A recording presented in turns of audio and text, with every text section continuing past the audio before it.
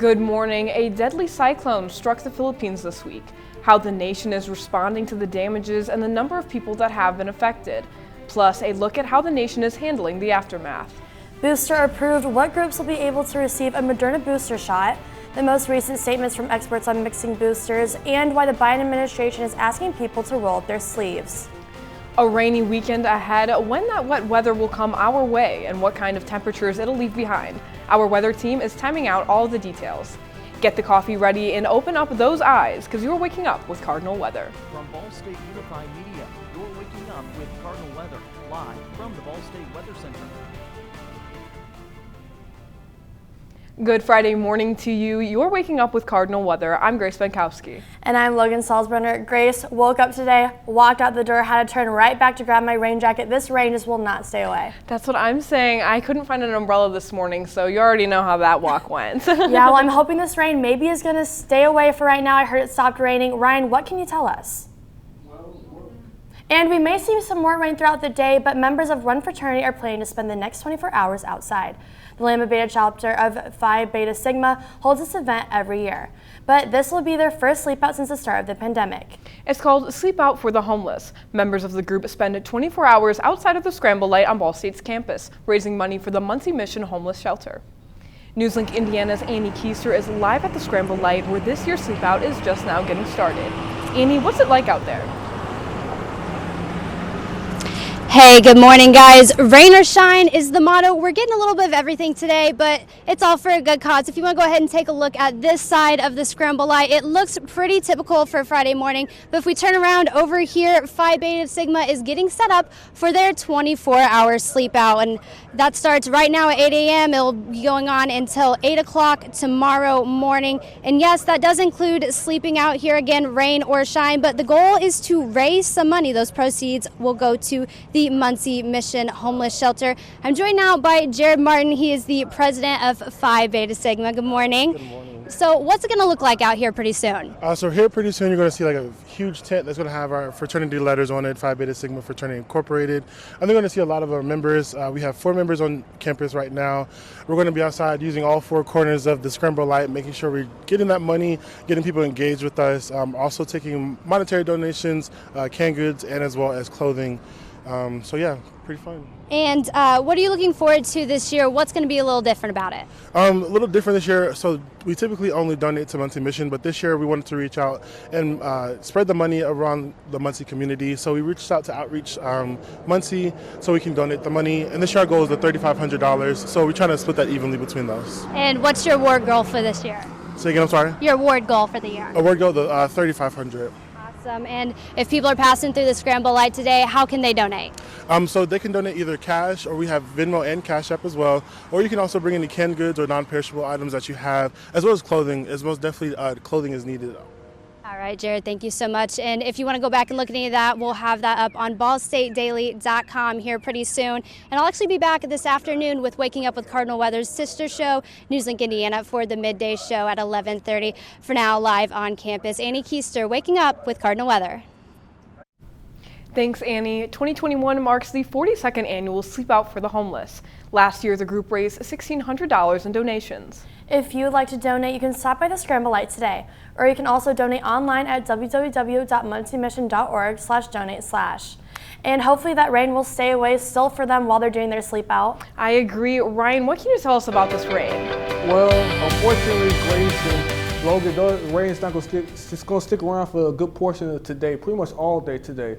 But I'll get more into that because we have big changes on the way, and I'll get more to that in our full forecast. First of all, we got 66 degrees in Indianapolis, 63 degrees in Kokomo, Muncie sitting at 67 degrees, and Shelbyville is at 69 degrees at this hour.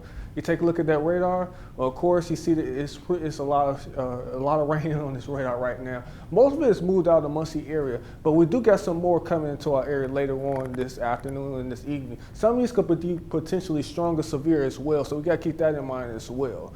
And you take a look at these next 12 hours, again, these temperatures are not going to move too much because of the clouds and the rain. We're going to be in the low 70s for the most part. Now, take a look at us coming up. We're going to be seeing severe weather. We have to keep that in mind as well, so keep your eyes out to watch out to the skies. Also, you're going to see 50s for highs. There's a possibility we could see 50s for highs tomorrow. And of course, these temperatures are also going to set in as well as we go through next week. I have all those details coming up in my full forecast a little bit later. Thank you, Ryan. With less than 3 months left in the year, the U.S. has seen multiple billion-dollar weather disasters. Last year set the record for the most expensive weather year in history, with a total of 22 separate billion-dollar weather events. This year, NOAA says the U.S. is set to pass that record. Jill Forges explains how scientists are saying climate change is to blame for the economic costs. From historic winter weather. I've been here for about 30 years and I never seen nothing like this. To flooding. The recovery process for this is going to take months. Droughts and wildfires. The frequency of fires has skyrocketed. These are just some of the major climate disasters that have plagued the U.S. so far this year, and the cost is adding up fast.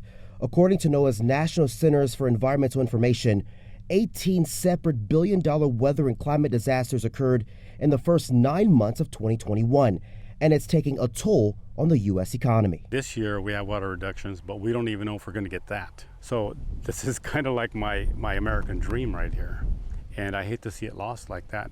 NOAA predicts 2021 will beat last year's record of 22 individual billion-dollar disasters.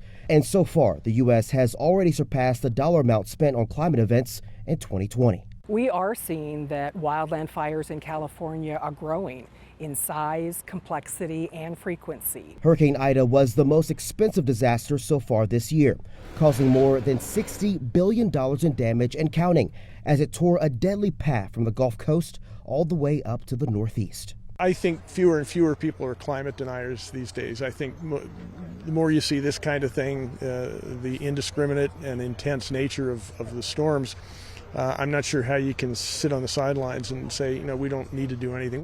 I'm Daryl Forges reporting. 19 people have been confirmed dead and 13 are missing after a tropical cyclone hit the Philippines. That's according to an update from the National Disaster Risk Reduction and Management Council Thursday. Tropical cyclone Mering exited the area on Tuesday after creating floods and destructive winds. Over 300 houses were damaged and 89 were totally destroyed. Over 50,000 families were affected by the storm, and the Department of Social Welfare and Development has given out over $2.7 million in humanitarian assistance. And a Category 1 hurricane made landfall on Mexico's western shores Wednesday. Pamela was downgraded to a tropical storm a few hours later. Pamela is the 16th named storm in the East Pacific this season. The NWS said winds reached up to 40 miles per hour. Remnants of the storm caused rain in Texas on Thursday, and since then the storm has fully dissipated. A wildfire in California has shut down a section of the iconic Pacific Coast Highway 101. The Alisal fire has grown over 60,000 acres. Santa Barbara County Fire Department teams are battling flames fanned by wind gusts up to 50 miles per hour. Several cities in the region have been ordered to evacuate, but firefighters say the fight to contain the fire won't end anytime soon. And we'll be very, very busy out there. We expect that for weeks you will see, if not months, you'll see fire crews out there putting out hot spots on this fire. At last check, the Alisal fire was 11% contained. The KNP complex fire has impacted 16 California sequoia tree groves. Experts say so far only one grove appears to have large areas of severe fire. They say most of the fires are expected to be beneficial for the trees. Fires reduce forest fuel loads and help new sequoias grow. But conservationists say the fire caused severe losses in the Redwood Mountain Grove. At last check, the KNP complex fire was 45% contained. And an update to a story we brought you last week. In California, cleanup of a recent oil spill still continues. Yesterday, the Coast Guard said a ruptured pipeline leaked at least 25,000 gallons of oil in the spill. The beach where the oil spill happened has now reopened. Testing found no detectable oil in the water, and the State's Department of Justice said in a statement this week it's working to assess whether the emergency could have been prevented or even minimized. And right here in the Midwest, you could be seeing a lot more geese in the next couple weeks. The Canada goose migration started this week. Thousands of geese are currently in Green Bay, Wisconsin area. Able to find, obviously, open water to go to, food and stuff like that.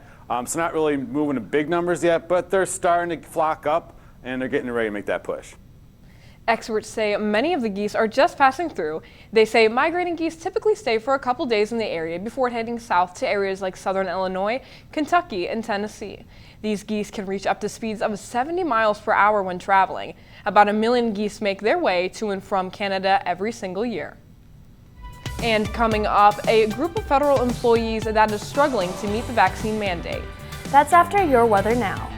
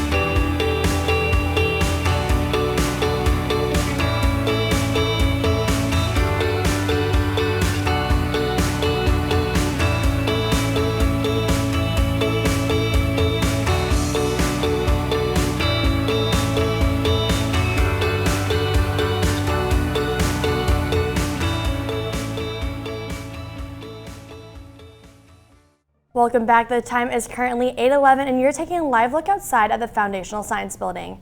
Now, news from overnight. Former President Bill Clinton is hospitalized in the Southern California Medical Center's intensive care unit. According to doctors, Clinton first reported feeling ill Tuesday. The illness is not COVID-related, but doctors say the former president may have had a blood infection known as sepsis. They believe it may have started as a urinary tract infection that spread to his bloodstream. Hospital officials say the former president is responding well to IV antibiotics and could be discharged today. And a U.S. advisory panel endorsed Moderna's COVID-19 vaccine booster shot yesterday. The booster was endorsed for seniors and other high-risk groups. Chris Wen explains how the Biden administration is trying to stop the spread. In the battle against COVID-19, vaccine advisors to the FDA met Thursday to discuss whether to authorize boosters of the Moderna vaccine for some adults. The panel hearing promising data out of Israel, where officials say boosters have improved protection against infection for people 16 and older. Coming out of a fourth wave that was without the booster dose, I believe, would have put us in a worse place with really high burden on hospitals with severe and critical patients. This comes as a not yet published study from the National Institutes of Health suggests that mixing and matching the boosters from different vaccine manufacturers appears safe. They've also found that there's pretty good efficacy throughout, as in you get a very strong antibody response no matter what kind of booster you end up getting. According to the CDC, just over 66% of the eligible U.S. population is fully vaccinated. With the holidays around the corner, listen, I'm not going to get tired of convincing the unvaccinated that they must get vaccinated. Although the average daily number of new COVID-19 infections is declining across the country, hospitalizations remain high in certain states. The president urging Americans to do their part to stop the spread. Now's not the time to let up. We have a lot more to do. We're in a very critical period as we work to turn the corner on COVID-19. In Washington, I'm Chris Wen. A new medicine to treat COVID-19 could be on the way. The U.S. government is reviewing Regeneron's COVID-19 monoclonal antibody treatment for full approval. Its current emergency use authorization is in effect. Regeneron wants full approval to treat patients who are not in the hospital. The FDA giving the company a target action date of April 13, 2022, but is planning on holding an advisory meeting to discuss the drug before then. Regeneron says it also is planning to submit another application focused on treating hospitalized patients. The RDIF says Russia's Sputnik Light vaccine shows 70% efficacy. They say it showed results fighting the Delta variant during the first 3 months after vaccination. RDIF CEO Kirill Dmitriev says, quote, the efficacy results of the one-shot Sputnik Light vaccine against the Delta variant of coronavirus significantly outperforms those of a number of two-shot vaccines. The RDIF released a study on the immune response and safety of using Sputnik Light as a booster following vaccination with shots made by AstraZeneca, Sinopharm, and Moderna. Initial results suggested it's safe. The TSA says 40% of its workers are unvaccinated and the deadline is approaching. They need to be fully vaccinated by November 22nd before the busy Thanksgiving travel period. It takes weeks for doses to kick in, so time is running out. Even with a single dose Johnson & Johnson vaccine, employees would have to get the shot by November 8th. The TSA administrator says the agency is creating a contingency plan in case of a staff shortage. And you know, Logan, I'm hoping that the weather is good for those travel plans happening in November. Do you have any? I am not planning on traveling, but I know some of my friends are, so hopefully it will stay okay for them. What about you? Yeah, fantastic. I'm not too sure. I think I might be staying in the area, but looking at other places across the country, Jack, what's the weather looking like? Well, the big story today for national weather is going to be this cold front here. So for traveling out, you're going to be looking okay today. Nothing really too bothersome for this weekend, actually, for traveling.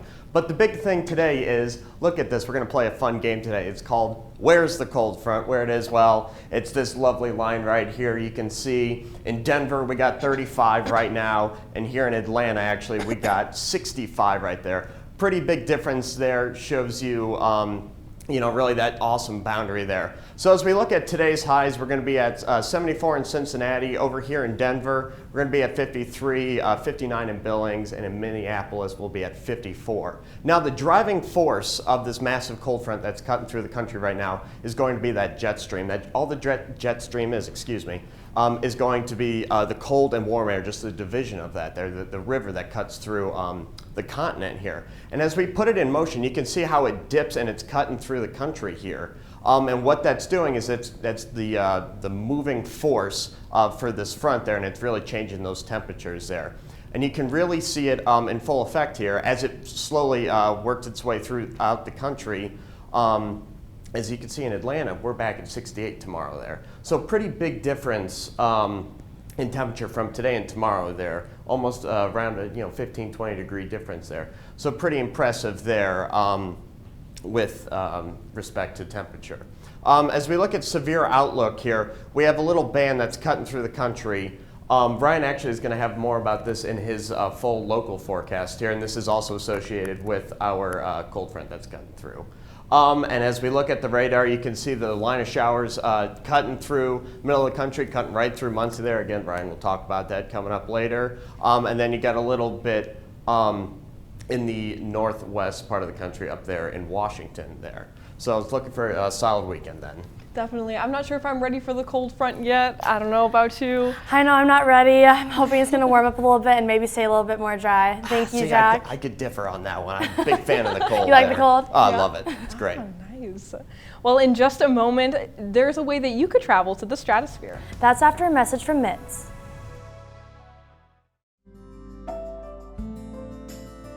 Riding the bus is an easy thing to do. Last year, we carried 60,000 riders from the Ball State area. 50,000 of those were students.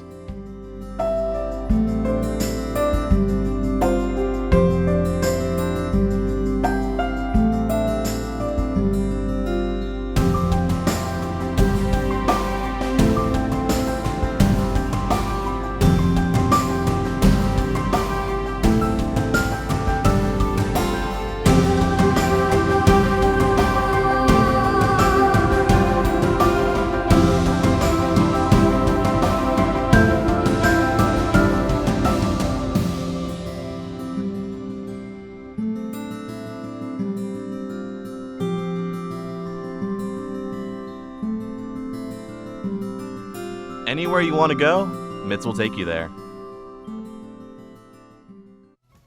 Welcome back. The current time is 8:18 and you're taking a live look outside of the Foundational Science Building. Now getting into some space news, Captain Kirk headed to space on Wednesday. Actor Malia Shatner made history becoming the oldest person to travel to space. The 90-year-old was a passenger on a new spacecraft developed by Jeff Bezos' rocket company, Blue Origin. Bezos is a lifetime Star Trek fan and he invited Shatner as a guest on the flight. Shatner said the trip is something everyone needs to experience, and Blue Origin is planning one more launch this year and several for 2020. And if you want to travel to the edge of space, now is your chance. But it'll only cost you about $50,000 per ticket. The stratospheric balloon company Worldview is taking people to the skies. 8 passengers and 2 crew members can fit in each balloon. On the trip, you fly 100,000 feet above the Earth for 6 to 12 hours at a time. The first commercial flights will be above the Grand Canyon, but in the future it'll include other locations like the Great Barrier Reef, the Aurora Borealis, and the Giza Pyramids. Flights are set to begin in 2024. I'm not sure if I would be able to go up in space. I'm afraid of heights, and 100,000 feet seems a little scary. I think I could do it, especially if Jeff Bezos paid for my ticket, but hopefully the weather will stay good for all those other flights. Ryan, what's it looking like? Well, it will stay good tomorrow, but for today, we're going to have those rain chances that's going to be pretty much going on throughout the entire day. As a matter of fact, we got a severe weather outlook for us as we go throughout the day, as I will show you in just a few minutes. But take a look at these temperatures right here. 66 degrees in Indianapolis, 63 degrees in Kokomo, 62 in Fort Wayne, and Muncie is sitting at 67 degrees at this hour. Take a look at this next 8 hours. Well, not much going on. The temperatures are not going to move very much, and that's the direct result of those clouds and those rain showers. It's going to hold those temperatures down. But what's going to be more important, we'll have these showers that's going on right now. We don't have nothing going on because most of that moved out as we had a lot of showers and even a few rumbles of thunder earlier this morning. But the biggest thing we're going to have to worry about is that severe weather, and this is what we were talking about right here. Muncie is under this marginal severe weather risk. That's 1 out of 5 that we could see potential severe weather. Now, Randolph counties, Randolph, Wayne, and are also under a marginal slight risk of severe weather, meaning that we could see potential of damaging winds, and we can see some heavy rain. The heavy rain might be the biggest threat for us. We also could rule out those gusty winds. We could never rule out a potential tornado as well with these storms because they could always spin up at any time. So we got to keep our eyes to the sky. If you hear thunder, go indoors. As you look at this precision cast, you can also see that we're going to see those showers sticking around pretty much throughout the entire day, as you see. And it also is going to go into tomorrow morning as well before it finally clears out of our area and we're going to begin to dry out. But also the other biggest thing we have to worry about is those wind gusts, because those wind gusts is also going to pick up as well when that cold front comes through our area as well. You're going to see that those wind gusts are going to get to access of 20 to 25 miles an hour in most of our viewing area, as you see here. Then also it's going to pretty much stay the same as we go through Saturday and into Sunday as well before it finally begins to die down as we go through the end of Sunday as well. Now you take a look at those, if you take a look at those temperatures for tonight, cool. Thunderstorms are going to be in our area. 41 degrees will be our temperature. Winds are the northwest at 5 to 15 miles an hour. Now keep in mind, some areas could even see some 30s. That's a big difference from where we have been for the last pretty much the majority of this fall season right now. Now take a look at tomorrow morning. 49 degrees. 49 degrees, a big difference. And we only going to warm up to 58 degrees. Yes, this is not a graphical error. 58 degrees. We finally going to set into that fall pattern, something that I know you all, a lot of people is going to be looking forward to. Not so much me. I love the summer, and unfortunately, it's going to just stay like that. 57 degrees will be our temperature, unfortunately, for us on Saturday. Make that 58 is right there. And as you look on Sunday, only 62 degrees for a high. At least we're going to be dry and we're going to have sunny skies as well, but we're not going to see much of those temperatures going anywhere in the next week or so. As you say, take a look at this 7-day forecast. Yeah, 72 degrees, but look at 57 degrees, and we're going to just pretty much stay pretty chilly as we go through the next week as well. So, you know, you all want this fall weather? Not me. So it's going to stay like that. We're going to be in this set pattern for a little while, but at least we're going to dry out. Definitely. I'm looking forward to some fall temperatures, especially since homecoming is going to be next Saturday. Yes. And it'll be very nice. Yes, I'm excited. Hopefully I can whip out my Ball State sweatshirt, and I'm really excited for it. And our weather team has been tracking that front all morning that's bringing us all that rain. But what is a front? We'll break down the science of fronts after your weather now.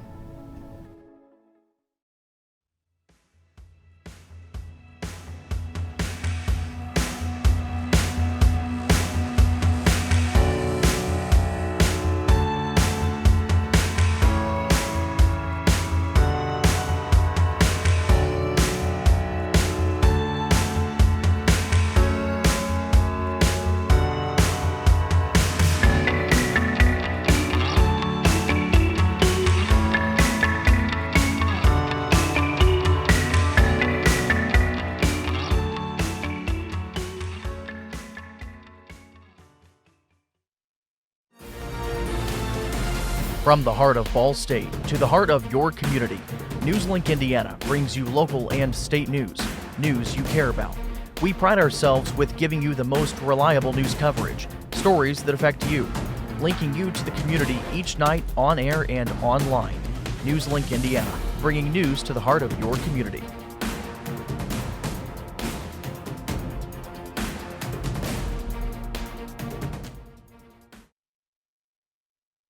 When the weather suddenly changes with rain, temperatures, or even wind, that could be a sign of a front. But what do fronts look like and where do they come from? Weather forecaster Ryan Hill is taking a look at some model data to break down the signs of fronts. Good morning, Cardinals. I'm Cardinal weather forecaster Ryan Hill, and today we thought we'd talk a little bit about fronts, the clash of the air masses. Basically, what we have right here are two different types of fronts. Well, actually two different types of fronts in one if you take a look at this boundary. First, one of our more basic types is this cold front right here, which basically is where you have cooler air that tends to, you have cooler air here that tends to funnel south up against this boundary right here and tries to undercut the warm air that's right here. Moving on over here, you have another kind of boundary. It's actually kind of sort of two in one, as you have this low pressure system right here, and then you have this little boundary right there with a warm and a cold front symbol together. This is actually something called a stationary front because it has kind of it's stuck in one place and it has what cold fronts and warm fronts are kind of both going on in the same place.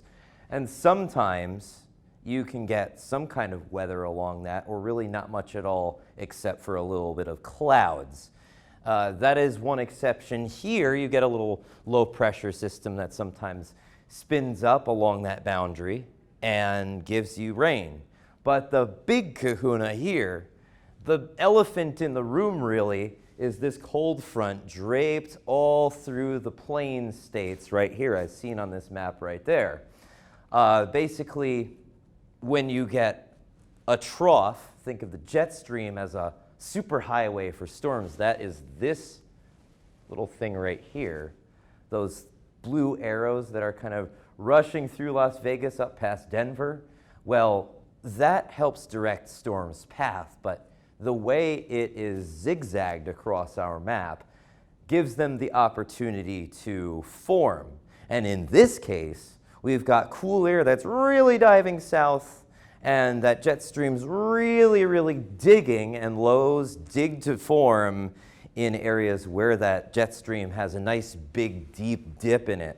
So as much as it's a highway for these storms, it's also a way to help them form. Because here you have that cooler air that funnels south, and then warmer air out ahead of this, and basically with a front, what you get like this here, this cold front, because you get that cooler air that tends to sink, and warm air tends to rise, and when you add moisture, this is your result. Take a look at this animation to see that forecasted impact, that forecasted weather impact as a result of that cold front. See here, St. Louis, Chicago, all the way through Dallas, Houston, your chances of showers just went way up because that boundary is hitting into that warmer air and forcing it to rise. It's got moisture. You see the Gulf of Mexico down here, a really nice source during any season for any sort of weather, which comes to the question, what does it mean here? Well, sometimes we can get some pretty strong storms, like the one that caused a tornado outbreak in 2013, November 17th. This is the time when crazy weather happens. Hopefully we don't have any now. Right, guys? Back to you over in the studio. Thank you, Ryan. Now let's have one final look at that weather. Well, we're going to be seeing wet weather today, and those temperatures are going to really take a hit. As you see, look at Saturday, 57 degrees, and then we warm up modestly up to the upper 60s to low 70s, but no more summer. And I'm looking forward to some of those warmer weathers. I know I said I'm excited for my sweatshirt, but I do want it to dry up a little bit, so hopefully that rain's going to stay away. Definitely. Thank you, Ryan. And that's all for Cardinal weather for this morning. Thank you for joining us. We'll see you next Friday. Have a great rest of your day and a fantastic weekend.